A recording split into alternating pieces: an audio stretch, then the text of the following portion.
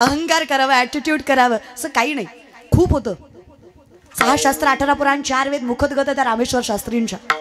देहूमधलं सगळ्यात विद्वान रामेश्वर शास्त्री, रामेश्वर भट्ट. काय करतात ज्ञानाचं? अहंकार नडला ना, मी ज्ञानी आहे या कारणास्तव जगद्गुरु तुकोबारायांसारखं सामर्थ्य ज्यांनी नजरेआड घातलं आणि विठेवरच्या मालकाचा अधिकार असणाऱ्या व्यक्तिमत्वाला नाकारलं, याच्यापेक्षा मोठं पाप काय झालं? काय करतात ज्ञानाचं सांगा ना. 14 विद्या 64 कला, 1400 वर्षाचं वय ज्या चांगदेव महाराजांचं, त्यांना ज्ञानोबराय कळले नाही. शेवटी 5 वर्षाच्या मुक्ताईचं पहिलं शिष्य व्हावं लागलं, तेव्हा कुठं ज्ञानाचा अधिकार मिळाला? सामर्थ्य लक्षात घ्या तुम्ही. अहो ताकद लक्षात घ्यायला गेली तर 7 कोटी घरं सोन्याची ज्या रावणाची. Think about it. विचार करा ना कधीतरी. 7 कोटी नोट जोक, विनोद नाही हा. तुलसी रामायणमध्ये वर्णन आहे. रावणाच्या एका घराची एक चौकट 2250 किलोची आहे बरं का चिखलीकर. रावणाच्या एका घराची एक चौकट, मी तुम्हाला सोपं सांगते, रावणाच्या एका घराची एक चौकट विकली तर 35 वेळा आमदार होता येईल. कळलं त्यालाच कळलं, एवढा जागीरदार होता तो.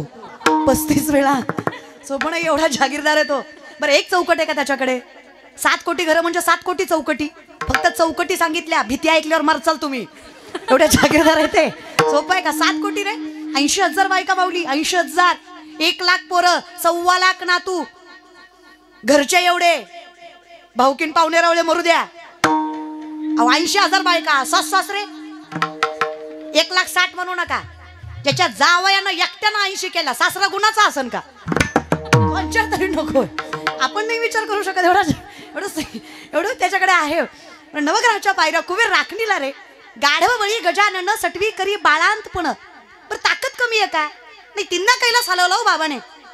पण सगळ्यात मोठा शिवभक्त, द नाव मुवमेंट, आत्ताच्या क्षणापर्यंत सगळ्यात मोठा शिवभक्त रावण आहे. रावणासारखी भक्ती नाथबाबा सांगतात, धन्य भाग्य रावणाचे, दास झाले शंकराचे. भाग्यवान व्यक्तिमत्व आहे, पण हातानं नाडलं अहंकार. कधी लक्षात ठेवा, ज्या दिवशी आपण देवाचं अस्तित्व नाकारतो ना, त्या दिवशी समजायचं आपण स्वतःचं अस्तित्व नाकारतो. आजकाल शिकली सवरलेली पिढी आहे, त्यांना जर विचारलं ना, का रे बाबा हायली एज्युकेटेड आहात, स्टँडर्ड मेंटेन करता, हाय क्लास लाईफस्टाईल आहे, श्रीमंत आहात, पण कधी भजनात दिसलं नाहीत रे. कधी मेडिटेशन करत नाही तुम्ही, साधना करत नाही, आई वडिलांना मानत नाही तुम्ही, कसं काय बरं? आजकालची पिढी फार कौतुकाने सांगते, I don't believe in God. Okay, no issue. तुम्ही देवाला मानत नाही यात काही वावगं नाही, तो प्रारब्धाचा भाग आहे. तुम्हाला देव आवडत नाही, ती पुण्याईचा भाग आहे. पण खरं सांगू, ज्या दिवशी देव तुम्हाला मानणार नाही, हे जग तुमचं अस्तित्व सुद्धा मान्य करणार नाही, ही ताकदच ज्याच्यामुळे आहे तो परमात्मा आहे. आपण नाहीच आहेत. अहं वैश्वानरो भूत्वा प्राणिनाम देहमाश्रित प्राणापान समायुक्त पच्चामिन्नम चतुर्विधम. चालवणं बोलवणं सोड रे अर्जुना, तू सूक्ष्मता लक्षात घे. तुझ्या अन्न पचवणारा, तुझ्या जठरामध्ये अग्नी जी वास करते, तो मी रे. तो मी जगदीश्वर, तो मी कृष्ण, तो मी राम, तो मी शिव, तो मी विश्वेश्वर. पंचमहाभूत मी, अणुरेणू मी, सुरुवात मी, शेवट मी, अनंत काल मी. मग मीही तू आणि तूही. हे कधी कळलं? तुझं पाहता आपोआप माझं असं झालं की जीव दिला. कारण ज्या दिवशी कळलं तू मीच आहे, मग सर्वा घटी राम देहा देही, मग हेही तुझ्याच कारणी लावलं रे. भक्त ऐसे जाना जे देही गेले आशा पाश. 7 प्रकारचे पाश मी नाडले. का नाडले? तुझी आवडच प्रबळ झाली रे. आपोआप कळलं मी करतच नाहीये. तुका म्हणे मज बोलविता देव, आपुलिया बळे नाही मी बोलत, सखा कृपावंत वाचा त्याची, साळुंकी मंजुळ बोलत असे वाणी, कविता धनी वेगळाची. हे ज्या दिवशी कळलं, मिठी पडली. तुझा झालो रे विठ्ठला. आमचं काय होतं? वर्षात लेकरू मागितलं. लक्षात आहे ना? महाराज म्हणले हरकत नाही, नारळ घे, वर्षात होईल. हा वर्षाने आला. म्हणला भामटा आहे तू, वर्ष झालं लेकरू नाही. महाराज म्हणले नारळ दुसरा घे, पण भर माणसात बोंबलू नको, झालं नाही है ना. हा दुसरा घेऊन दुसऱ्या वर्षाने आला. म्हणलं 2दा नारळ घेतला हो महाराज, एकदाही लेकरू नाही. महाराज म्हणले अरे बऱ्यापैकी माझा नारळ फसत नाही, तुझ्या बाबतीत 2दा फसला, तुझंच काहीतरी चुकतंय. अचानक महाराजाला आठवलं. महाराज म्हणले का रे, जेवढी माणसं माझ्याकडे लेकरू मागायला आली, सगळी बायको घेऊन आली.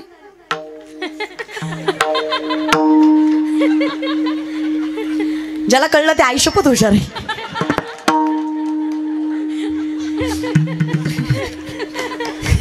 सेन्सिबल माणसं तुम्ही, कळतं तुम्हाला.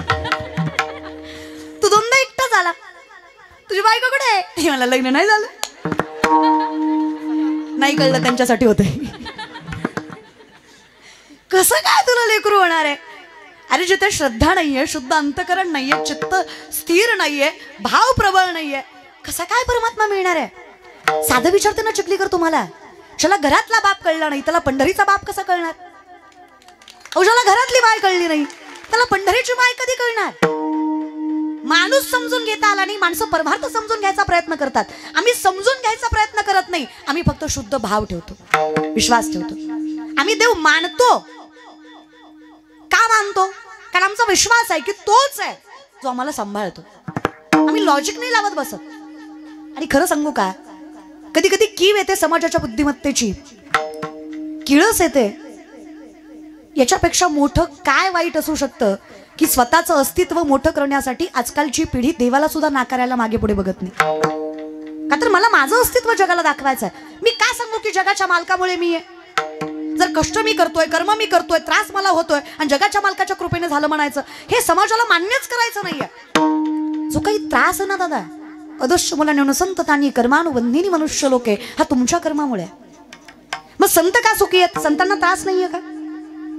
तरी पण त्यांच्या चेहऱ्यावरचा आनंद कुणी हिरावून घेऊ शकलं? समाजाने भलतं बोलले, वेळ ठरवलं, तरी त्यांना कुणी त्यांची शक्ती कमी करू शकलं? त्यांचा अधिकार कुणी कमी करू शकलं? ज्या देहून तुकोबांचा गाथा बुडवला, ज्या देहून तुकोबांना काव्यरचना करू दिली नाही, ज्या देहून तुकोबांना वेड ठरवलं, आज त्याच देहूला, त्याच देहूच्या माणसांना त्याच गाथ्याचं, त्याच देहूमध्ये मंदिर बांधावं लागलं. हे सामर्थ्य संतांच्या अधिकाराचं तर होतं. लोक म्हणतात देव काय करतो? देव संकट दूर करत नाही, देव आलेल्या संकटांना तोंड द्यायची ताकद देतो. काय करतो देव?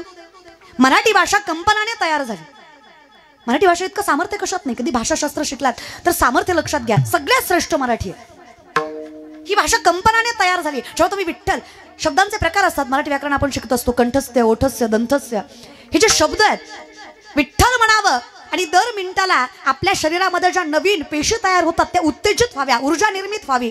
सायंटिफिकली पॉझिटिव्ह एनर्जी जगाच्या मालकाच्या नामचिंतनाने वाढते आणि कितीही संकट समोर आलं तरी विश्वास निर्माण होतो, कुणीतरी पाठीशी आहे, जो आपण सत्य वागतोय त्याचं फळ एक दिवस देणार. समाज आपल्याकडे नजर वर करून बघणार. तो दिवस आपल्या आयुष्यात येणार जोपर्यंत त्याचं नाव मुखात आहे. पॉझिटिव्हिटी, सकारात्मकता. देव कर्म नाही बदलत आहे, देव बळ देतोय.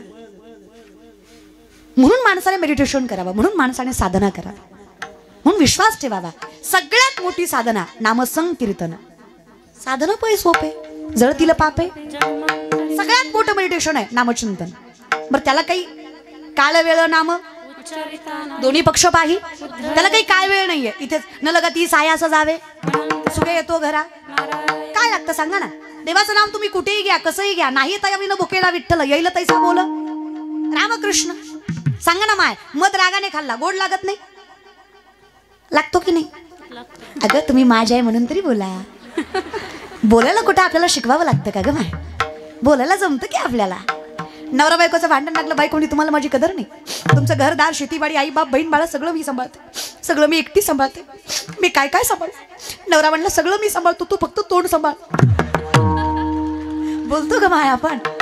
नका लय टाळ्या वाजू, तुम्ही गुणाचे नाही. आम्ही बोलतोय मान्य आहे आम्हाला, पण बोलतो त्याचं कारण तुम्ही आहे. काय लागतं बायकांना आयुष्यात? दोन शब्द प्रेमाने बोलायचं रे दादा. लेख म्हणून सांगतो तुम्हाला, काही लागत नाही. बघा काय ग माय, आधीच बाई खूप सहन करते.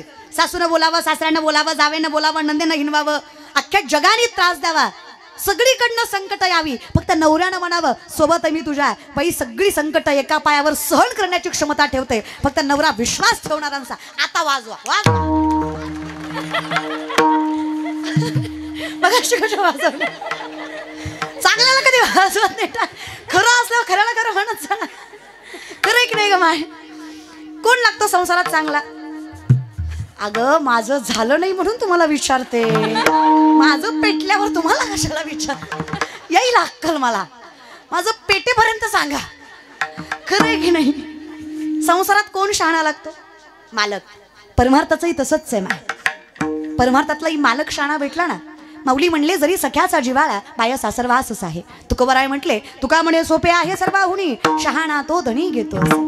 मालक शहाणा पाहिजे आणि माझा मालक इतका शहाणा आहे, काय सांगावं तुम्हाला. उच्च नीच काही नेणे भगवंत तिष्ठे भाव भक्ती. माझा मालक कसलाच प्रकार बघत नाही हो. तू कुठल्या जातीचा, कुठल्या धर्माचा, कुठल्या पंथाचा, स्त्री पुरुष काही बघत नाही.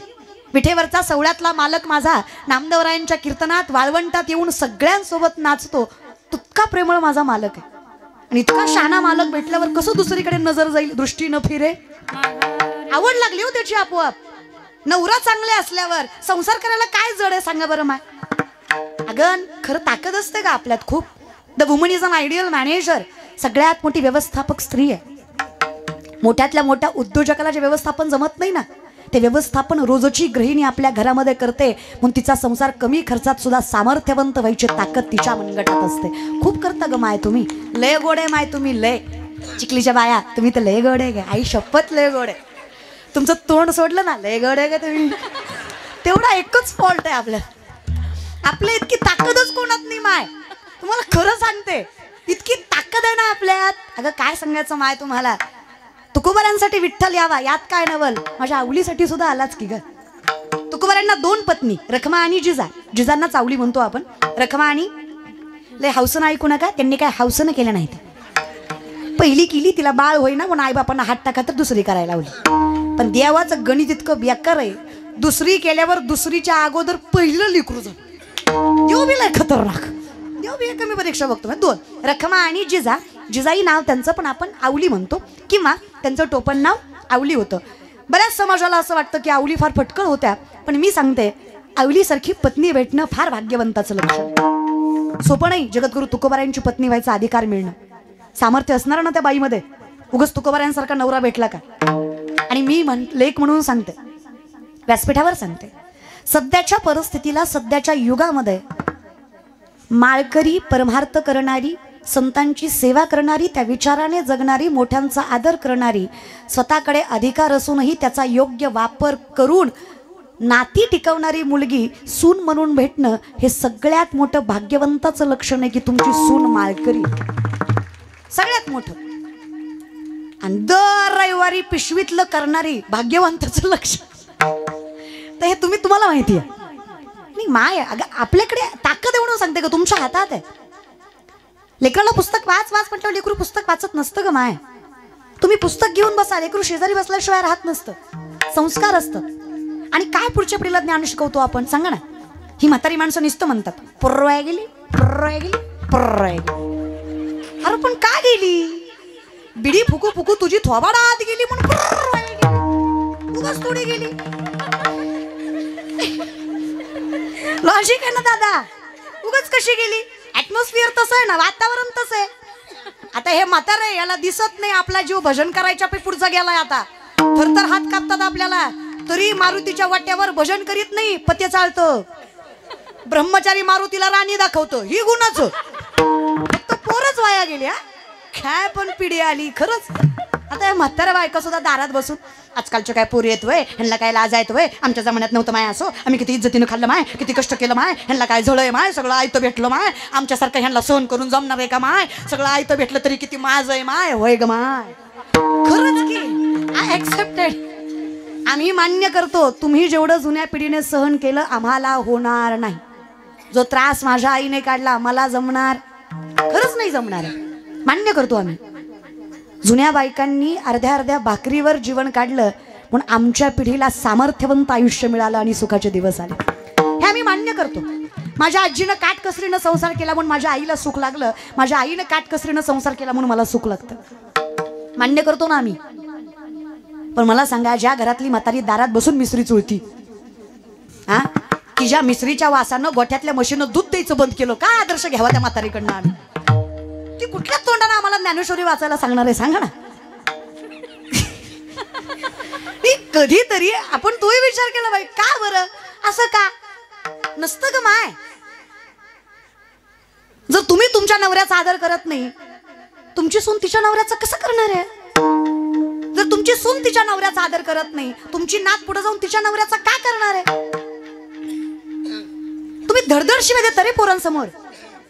काय पोरं घेणार तुमच्याकडनं सांगा ना. कुठला हरिपाठ वाचता तुम्ही रोज घरात. शब्दाला कारण नसताना शिवी देतो आपण. कारण नसताना काय लेकरं शिकणार आहेत. आणि असं नाकाच्या शेंड्यापासून कितीपर्यंत टाकल्यापर्यंत गण लावला ना, हे अमंगळ असलं ना काही फायदा नाही बरं. पाया पडतो तुमच्या. सगळ्यात महत्वाचं आहे, सगळ्यात भावे विन भक्ती, भक्ती विन बळे विन शक्ती, भावे विना देव नकळे निसंदेह, गुरुविना अनुभव कैसा कळे. आमची अवस्था द्वैताची झाडणी, गुरुविन ज्ञान तया कैचे कीर्तन घडेल ना. ती नामदेवराय म्हणतात ना, आमचं आयुष्य याच्यातच गेलंय. लटके झाले कटके तिथे काढगा एवढे राळे, लटके झाले कटके तिथे काढगा एवढे राळे, लटके झाले कटके तिथे काढगा एवढे राळे, लटके झाले कटके तिथे काढगा एवढे राळे. उडत चिमणी सरत चाले तिचे वाटी एवढे डोळे, उडत चिमणी सरत चाले तिचे वाटी एवढे डोळे. लटके झाले कटके तिथे काढगा एवढे राळे, लटके झाले कटके तिथे काढगा एवढे राळे, लटके झाले कटके लटके झाले कटके झाले कटके तिथे काढगा एवढे राळे, लटके झाले कटके काढगा एवढे राळे. सोपं आहे. नामदेवरायांचं ही कूट रचना, कूट अभंग म्हणतात ह्याला. हे कुठून किती कुठले तरी कुठूनच कळत नाही, त्याला कुट म्हणायचं. कुट म्हणजे खोडकर. हो, खोडकर म्हणजे जरा भाषेत हेरफार. लटके, लटक बोलू नको, खोट. लटके म्हणजे खोटे, कटके कुटाने. नामदेवराय म्हणले लटके झाले कटके. माणसं म्हणले काय झालं, अहो गाडग्या एवढं राळ. राळ माहिती तुम्हाला? संक्रांतीला भोगीच्या दिवशी आमच्याकडे भोगीची भाजी म्हणजे सगळ्या पदार्थांची मिळून भाजी आणि राळ्याचा भात केला जातो. तुमच्याकडे हा बाजरी, अहो भाकरी असते पण मी भाताचं सांगितलं, तुम्ही भाकरी माहिती. आमच्याकडे बी असते की भाकरी ती. खरंय पण ह्याच्यातच आयुष्य गेलं आपलं पुढचं सांगण्यात. माहित आहे की मला, बाजरीची भाकरी भाजी आणि राळ्याचा भात असतो. तुमच्याकडे असतो का राळ्याचा भात? नाही. बरं राळं माहिती आहे का? राळं असं तांबडं जरा. राळं फुगून किती फुगल? ज्वारी इतकं सुद्धा राळं फुगत, ज्वारीच्या दाण्या इतकं सुद्धा राळं फुगत. नामदेवराय म्हणले मी फुगिवलो गाडग्या इतकं फुगलं. एखाद्याच्या घरी जावं, मानधन त्याच्याकडे असावं, त्याच्या सोप्यावर बसावं, ती इतकं फुगतं, ती आपलं काही ऐकूनच घेत नाही, ते त्याचं सांगतं. मी याचा अध्यक्ष, त्याचा उपाध्यक्ष, त्याचा सचिव, त्याचा चेअरमन, त्याचा सरचिटणीस, आपल्याशिवाय गावचं पान हालत नाही. साहेबाचं ना आपलं लय जमतं, ताटाला ताट लावून बसतो आपण साहेबाच्या. आपली बायको सुद्धा लय मोठ्याची असं वाटतं. हान मग मला काय करतो, घालतो का सोप्या डोक्यात माझ्या? तुझ्या सोप्यावर बसले हे चुकलं माझं. पण त्याच्या घरात जाऊन काही म्हणता येत? गाडग्या इतके, कर्म कमी, बोभाटा. आपल्या सगळ्यांचं तसं, करणं कमी, सांगणं जास्त. कोट्यांचा बंगला, बंगल्यावर औपचारिकता म्हणून नाव, मातृपितृ छाया. औपचारिकता. घरात गेल्यावर कळलं मातृवटेवर पितृवटेवर छाया खाटावर. आग लागो तुझ्या बंगल्याला, लिहितो कशाला? मग नको ना दाखवू. माझं सहज मत आहे, जेवढं जमतंय तेवढंच सांगा. मी सामान्य मुलगी आहे, संतांचा अधिकार मिळणार. कीर्तनकार आहे, भाग्य आहे, याच्या पलीकडे काही सामान्य आम्ही. ही मी अशीच आहे, मला हेच जमत नाही, मला तेच जमत नाही, मी हेच खात नाही, ते काही नाही, सगळं जमतं नजरेआड. नजरेसमोर काय चालत नाही. मग जे आहे ते समाजाला दाखवा. मी अशी आहे ना, अशी आहे. एज्युकेशन प्लस रिच्युअल दोन्ही सांभाळतो आम्ही. जावं लागतं आम्हाला, कॉलेजला जातो आम्ही, ते करून हे करतो रे. आणि गरज आहे बरं का तरुण मंडळी, बहीण म्हणून सांगते, नजरेत नजर घालून सांगते. या जगात डोंट जज बुक बाय कवर ही म्हण लागू होत नाही. इट्स ॲब्सोल्युटली बुक जज बाय कवर. इथे तुमच्या सामर्थ्यावरच तुम्हाला मान दिला जाणार आहे. इथे महाराज सुद्धा फॉर्च्युनर मध्ये आला तर हुशार आहे. किती हुशार महाराज असला आणि सायकलीवर आला, तुम्ही त्याला किंमत देणार. तुमची किंमत देण्याची पद्धत तेव्हाच बदलते जेव्हा पुढचा श्रीमंत असेल. त्यामुळे पैशाला कमी समजायचं. शास्त्राने सांगते 4 पुरुषार्थ माहिती आहेत? 4 पुरुषार्थ: धर्म, अर्थ, काम, मोक्ष. पहिला पुरुषार्थ धर्म. धर्मासाठी जगता यायला पाहिजे आणि जीव घाण टाकता यायला पाहिजे. आणि ज्याला धर्मासाठी जगता आलं नाही आणि पैशासाठी धर्माच्या पुढे, पैशाच्या पुढे धर्म सोडून लाचारी करावी लागते, अशाला शास्त्र पुरुष समजत नाही किंवा पुरुषार्थ समजत नाही, जो धर्माने जगत नाही. प्रथम आहे धर्म. दुसरं अर्थ. अर्थ म्हणजे काय? पैसा. नोकरी सरकारी असेल तर पोरगा किती बी काळा भंगार आणि किती बी ढोला असू द्या, बायको त्याला नाजूक गुरीच भेटत. तुम्ही किती हँडसम, गुड लुकिंग, जॉ लाईन, सिक्स पॅक, खिशात दमडी नसली ना,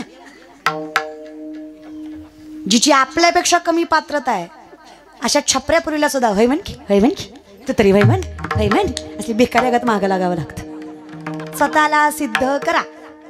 स्वतःला सिद्ध करायला मागे पुढे बघायचं. व्यापार टाका, व्यवसाय करा, सगळं करा. नोकरी करताय, साईड बिझनेस करा, काहीतरी करा. घरात सुद्धा पैसे कमवणाऱ्यालाच किंमत आहे. जे कमवत नाही त्याला बायको सुद्धा नीट भाकरी देत. काय करतो रे म्हणती दिवसभर? कष्ट करा, कष्ट, पैसे कमवा. ज्या विठेवरच्या मालकाचं आम्ही चिंतन करतो, द्वारकेचा राजा आहे तो, सोन्याच्या सिंहासनावर बसतो. अधिकारानं सांगते मी तुम्हाला, मिळवा पैसे. हे हा समाज आहे. इथे लय अवघड आहे बाबा. इथे देव सुद्धा प्रचारावर आहे. हा, ज्याचा प्रचार जास्त त्याला गर्दी जास्त आहे. देव सगळा सारखाच. पण आमचं महाराष्ट्रातलं क्रुझर करून महाराष्ट्राच्या बाहेर पालतं पडतं, पण पंढरपूरला जात नाही. जात शेगाव हाकेच्या अंतरावर आहे, जात नाही जाणार. मुक्ताईनगर जवळ आहे, जाणार नाही जाणार. कारण ट्रेंडिंग देव बाहेर आहेत ना. ट्रेंडिंग मधले देव एकच रे. भरला घनदाट हरी दिसे. पण हे कळण्यासाठी दृष्टी न फिरे, नजर स्थिर पाहिजे. सगळीकडे नाही ना चालत. विनंती आहे या विषयाकडे सामर्थ्यवंत राहा. तिसरं एक काम, ज्याला वासना नाडता आली तो पुरुषार्थाने जमला. हे 3 कमवलं ना, मोक्ष आपोआप मिळतो. काळजी करू नका. सगळ्यात मोठं मोक्षाचं साधन आहे नामसंकीर्तन. साधं आहे का माय? काही लागत नाही, ताकद आहे आपल्यात. मग ती तुकोबांच्या 2 पत्नी रखमा आणि जिजा. विषयाकडे आलात तुम्ही? लक्षात आहे ना? मी हुकले तरी तुम्ही नका हुकच. लाईनीवर आल्यावर फक्त लक्षात ठेवायचा महाराज. रखमा आणि जिजा, आवली नाव त्यांचं. फार श्रीमंत माय, गरीबाच्या नव्हत्या. पुण्याचं सासरे तुकोबरायांचं, गोळवे सावकाराची पोरगी तुकोबरायची बायको आवली. 3600 एकर ऊस होता तिच्या बापाचा. किती? 3600. चिखलीच्या डोंगरात नव्हता, पुण्यात होता. जागेला किंमत आहे. 3600 एकर ऊस होता. 1425 माणसं बापाला एका दिवशी हाताखाली कामाला असायचे. अशा जागीरदार बापाची गोळवे सावकाराची पोरगी जिजाई होत्या. नवऱ्याच्या घरी मिठासोबत भाकरी खायची. काय मोठं मन असेल. तुकोबराय गरीब होते असं 65 लाखांची सावकारकी तुकोबांची. खरं तर तुकोबाराय भीमाशंकरच्या शेजारी गाव आहे त्यांचं, जावळीच्या खोऱ्यामध्ये. तिथून स्थानापन्न होऊन, म्हणजे ज्यावेळेस विश्वंभर बाबा होते तेव्हा ते स्थानापन्न झाले. विश्वंभर बाबांनी ते गाव सोडलं आणि देहूत येऊन राहिले. 8 पिढ्याचा परमार्थ आहे. 8 पिढ्याची सावकारकी आहे. 25 बैलगाड्या तुकोबांनी कर्जपत्राच्या इंद्राणीत बुडवल्या. फक्त तुकोबांच्या वाटणीचे 3 भाऊ बाकी आहेत अजून. फक्त तुकोबांच्या वाटणीचा किती बैलगाड्या? 25. कागदांच्या, स्टॅम्प पेपर म्हणू शकतो आपण सध्याच्या भाषेत. त्याच्यावर लिहिलंय की हे घाण ठेव माझ्याकडे, तुला ह्या बदल्यात एवढा पैसा देतो. प्रत्येक कागदावर 50-100 एकरी जमिनी घाण होत्या. अशा कागदाच्या 25 बैलगाड्या इंद्राणीत बुडवल्या. या जगातले शेतकऱ्यांचं कर्ज माफ करणारे पहिले महापुरुष जगद्गुरु तुकोबाराय. तो श्रीमंत वारकरी संप्रदाय. कुणाला गरीब समजता तुम्ही? सगळ्यात पहिल्यांदा शेतकऱ्याचं कर्ज जगद्गुरु तुकोबांनी माफ केलं. काय मन असेल दादा? उगाच आम्ही त्यांच्या अर्थ नाही करत. फार सामर्थ्यवंत संस्कार लागतो त्याला. एवढं करू नये बायकोनं तक्रार केली, केला संसार. अशीच तुकोबांना भाकरी द्यायला चालले. एके दिवशी पायात काटा मोडला त्यांच्या. शेतकरी ना तुम्ही, बसले थोडेफार. मी काय वाटोळं केलंय बरं तुमचं? बोलत का नाही तुम्ही? हा, म्हणजे सहनशक्ती बघता का माझी? विनंती आहे रे दादा, एक काम करा. कीर्तन झाल्यावर माझ्या पाकिटातलं थोडं थोडं देते तुम्हाला. गेल्या महिन्या 1.5 महिन्यापासून तुम्हाला बी सवय लागली घ्यायची. घेतलं दोन्ही कोण, कल्याण कोणाचंच केलं नाही तुम्ही. मरू दे तिकडं, पण सवय लागली तुम्हाला. पण ती सवय आता पाया पडते बाबांनो. बोला. मी काय तुम्हाला शास्त्र विचारलं का? आता साधा प्रश्न विचारला. शेतकरी तुम्ही प्राऊड फार्मर रे. शेतकऱ्यात स्वाभिमानानं सांगत जा. बाकीचे कसे सांगतात? चेअरमन, संस्थापक, अध्यक्ष, आमदार, सरपंच, माजी सरपंच, ही सुद्धा कौतुकानं सांगतात रे. कीर्तनाला फोन केला की माणूस आधी पद सांगतो मला. नमस्कार ताई, मी नगराध्यक्ष बोलतो. मी काय करू? मला काय फायदा आहे? तू माझ्याकडे काय काम आहे ते बोल ना. काय पुण्य पण लोक, त्यांना वाटतं पद सांगितल्यावर काहीतरी फायदा नसतं रे दादा. ते लगेच कळतो की ती व्यक्ती अहंकारित आहे. थोडं विचार करत जा. चला सांगा, शेतकरी ना, कौतुकाने. आणि दादांनो, आपण शेतकऱ्याच्या तर सांगायला कधी लाजायचं नाही. असेल आपला बाप फाटक्या धोत्रात, असेल आपली माय फाटक्या पदरात, पण आपल्या घरात कधी भ्रष्टाचाराचा, लाचारीचा आणि कुणाच्या तळतळाटाचा पैसा आला नाही. त्यामुळे आपण शेतकऱ्याचे हे स्वाभिमानानं सांगायला घाबरायचं नाही. आपण कोणाचं वाटोळ करून आपली घरं भरली. बरं इमानदारीनं सांगा ना दादा, आर्मीत भरती होणारी पोरं शेतकऱ्याची का जागीरदाराची? होय का माय? शेतकऱ्याची. आज वारकरी संप्रदायात स्वतःचं तारुण्य पणाला लावून वारकरी संप्रदायाची पालखी खांद्यावर पेलवायची ताकद शेतकऱ्यांच्या पोरात का जागीरदारांच्या पोरात? सामान्य पोरं, शेतकऱ्याची पोरं. हा, वृद्धाश्रमात मायबाप जागीरदाराचे का शेतकऱ्याचे? जागीरदाराचे. ती कुत्र्याचं नाक पुसतो, बापाचं नको वाटतं त्याला. जागीरदार आहे ना तो, वेल एज्युकेटेड, हाय क्लास. सोसायटीला खतरनाक मेंटेन केली आम्ही. जी पोरगी वरातीत नाचते ती सुशिक्षित, जी कीर्तनात नाचते ती नालायक. ज्या बाईनं अखंडितपणे संस्कार, मर्यादा, संस्कृती सांभाळून संसार केला ती 2 वर्ग कमी शिकली म्हणून लोअर क्लास, आणि जी 2 वर्ग जास्त शिकली पण चपल्या घालून चपात्या लाटती, मोठ्यांचा अनादर करते, ती मात्र हाय क्लास. काय सोसायटी पण हा, विचारांचं काही घेणं देणंच नाहीये. 8-8 दिवस देवघराला आया लागले हिच्या, तरी ती मात्र वेल एज्युकेटेड. आमची माय तुळशीला पाणी घातल्याशिवाय दिवस चालू करत नाही, पण तिला परिस्थितीमुळे शिक्षण घेता आलं नाही म्हणून ती अनएज्युकेटेड. अरे एमए करता तुम्ही, मॅनेजमेंटचे क्लास करता तुम्ही, कधी आईकडे बघा स्वतःच्या. स्वतःची आई कशी संसार करते, घर सांभाळते, हे जर तुम्ही बारकाईने बघितलं तर तुम्हाला कुठल्याच मॅनेजमेंटच्या कोर्सची गरज पडणार नाही. एवढं सामर्थ्यवंत घर तुमची घरातली माय चालवते. आजही माझी माय साबण संपल्यावर फेकत नाही. जुन्या साबणाची चिपळी नव्या साबणाला लावती का, तेवढी ती कांगुळ होईल. कुठं शिकणार आहे तुम्ही? कुठल्या मॅनेजमेंट कोर्स मध्ये शिकणार आहात हे तुम्ही? करा ना विचार. काय बाप संसार करतो आपला, विचारही करत जा. पण आम्हाला ज्ञानेश्वरी गाथा, या विश्वात असा एकही विषय नाही ज्याचं वर्णन ज्ञानेश्वरी आणि गाथ्यात नाही. एकही विषय नाही. व्यवहारिक घ्या, सामाजिक घ्या, आध्यात्मिक घ्या, वैज्ञानिक घ्या, काही करा तुम्ही, काही.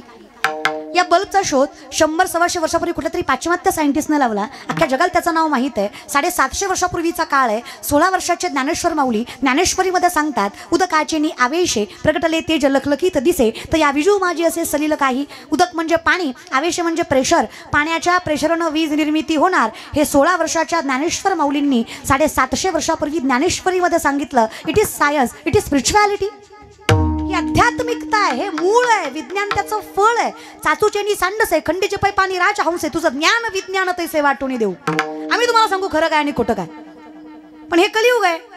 चाणक्य 5000 वर्षापूर्वी सांगतात, हा असा समाज आहे, हे ते 4 माणसं एकच खोटं बोलली की खोटं सुद्धा खरं होतं. खरं आहे का खोटं आहे? चुकून 5 वा खरं बोलला तर 4 मिळून त्याला खोटं ठरवते. ती क्वांटिटीला किंमत आहे, क्वालिटीला नाही. उदाहरण देते. ज्ञानेश्वरीच्या कुठल्या ओवीत लिहिलं होतं दिवाळीत मोती साबण वापरायचा? कुठली ओवी आहे मला बी सांगा. गाथ्याचं कुठलं प्रमाण आहे, वेदाची कुठली ऋचा, गीतेचा कुठला श्लोक आहे? तरी सुद्धा 90% महाराष्ट्र गरीबातलं गरीब घर आणि श्रीमंतातलं श्रीमंत घर मोती साबण वापरतं. Because of advertisement, quantity. सगळ्यांनी स्वीकारलं म्हणून आम्ही सुद्धा स्वीकारलं. सत्य असत्य विचार केला. हा, लहानपणापासून ऐकलं, उठा उठा दिवाळी आली, मोती स्नानाची वेळ झाली. मोती स्नानाची, अभ्यंग स्नानाची नाही, मोती स्नानाची. दिवाळी त्रेतायुगापासून आहे, आत्ताची नाहीये ती. राम आगमनापासून करतो आम्ही. 12 लाख वर्षाचं त्रेतायुग आहे, 8 लाख वर्षाचं द्वापार युग आहे, आणि आता जे कलियुग आहे ना 4,32,000 वर्ष. 4,32,000 वर्ष. 5,000 4,27,000 राहिले. त्रेतायुगाचा 10,000 वर्षाचा काळ होता माणसाचा. द्वापार युग 1,000, कलियुग 100. अजून परमार्थ कमी केला ना, कुंबडीसारखं यायचं जायचं यायचं जायचं. करा पुढच्या पिढीसाठी तरी परमार्थ.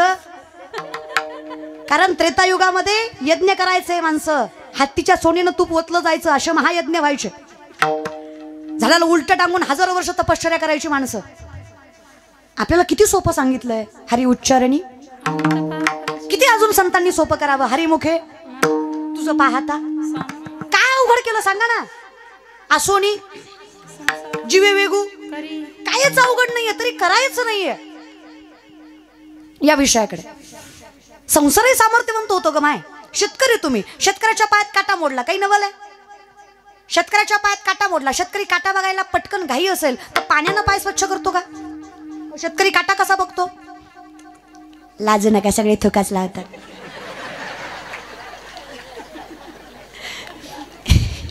इथे काही हायजीन मेंटेन करायचं नसतं, थुकाच लावायचं असतं. बरं एका थुक्यात काटा दिसतो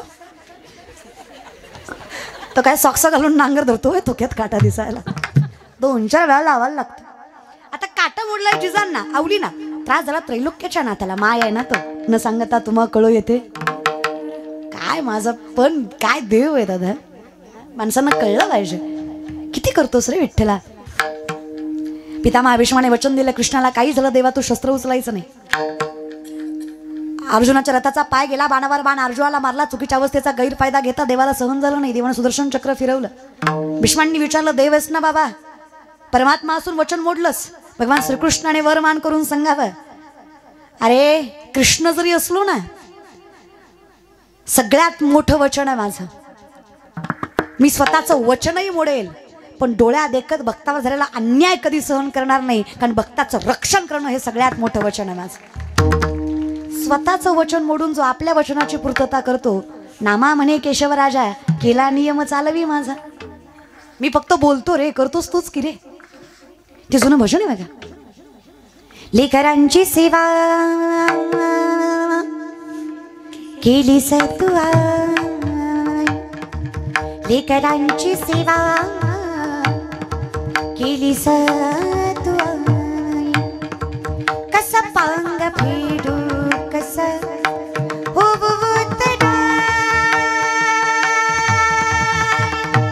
तुझ्या उपकारा जगी तोड नाही. उभारी न जीव मा